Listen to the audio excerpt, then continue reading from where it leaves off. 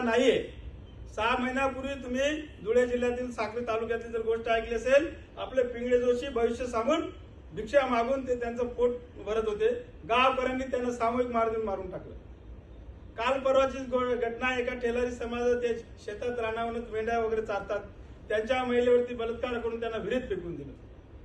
अनेक गाव कुसावरती भटक्यांवरती अन्याय होतात, अत्याचार होतात।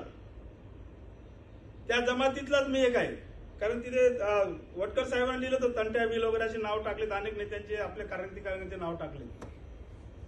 त्या तंट्या बिलच्या जमिनीतला मी माणूस आहे आणि म्हणून मी एवढं बोलतोय की मॅडम, आम्ही जेव्हा महाराष्ट्रात फिरतो खरोखरच जे डोळ्यात अश्रू येतात, असं वाटतं की या प्रस्थापित व्यवस्थेचं काय करावं। बांधावरून जरी आपला एखादा भटक्या विमुक्त गेला, त्याला चोर समजून मारून टाकतात।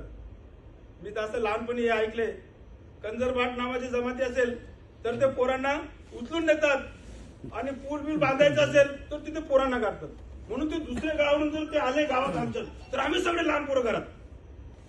म्हणजे अशा काय त्या परंपरा होत्या किंवा असं काय तर मिसगाईड होतं आणि हे इंग्रजांची चाल होती की यांना बदनाम करायचं। मगाशी कायद्यामध्ये तुम्ही सांगितलं त्या सरांनी आपल्या, यांना बदनाम करायचं, सामाजिक प्रवाहामध्ये येऊ द्यायचं नाही। परंतु आता वेळ आलेली आहे, महामानव डॉक्टर बाबासाहेबांनी आपल्याला अधिकार दिलेले आहेत, या सगळ्या गोष्टींचा आपल्याला अधिकाराचा उपयोग केला पाहिजे आणि जे जे भटके वंचित आहेत किंवा आदिवासी आहेत त्यांच्या हक्कापासून जे जे लांब राहतात त्यांना सगळ्यांना प्रवाहात आणायचं तुमची आमची जबाबदारी आहे। मी जास्त वेळ न घेता आपलं सगळ्यांचं आभार मानतो, धन्यवाद मानतो की आपण इथे मला बोलवलं, मला 2 शब्द बोलण्याची संधी दिली आणि भविष्यात आपण असं काम करूया सगळ्यांनी मिळून, जे विमुक्तांवरती जे जे अन्याय अत्याचार होते। अजून एक सांगतो, मला आठवलं म्हणून, ठेंगा नावाची एक समिती मॅडम, ठेंगा समिती तिचं रजिस्ट्रेशन होतं इंग्रजांच्या काळात, नंतर नाही। म्हणजे या गावावरून त्या गावावर भटके गेले तर ते त्यांच्याकडून कर घेतात, पावते फाडतात, किंवा तुम्ही एवढं साहित्य घेऊन गेले, तुमच्या एवढ्या बिनार बस्ती घेऊन गेले, एवढे जनावरं घेऊन गेले, एवढे शेळ्या घेऊन गेले, एवढे मेंढ्या घेऊन गेले, एवढे हत्ती घेऊन गेले, उंट घेऊन गेले, तर यांची ते पावती फाडतात।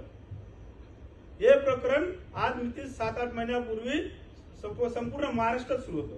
जेव्हा आम्ही त्या कमिटीवर सर्च केला, 40 गावचे आमचे काही कार्यकर्ते, संदीप लांडगे म्हणून, संजय गडरी म्हणून आणि असे अनेक 2-3 कार्यकर्ते होते, यांच्यावर जेव्हा तक्रार आली लोकांची की ही कमिटी कुठली आहे, ग्रामपंचायत यांना अधिकार दिले।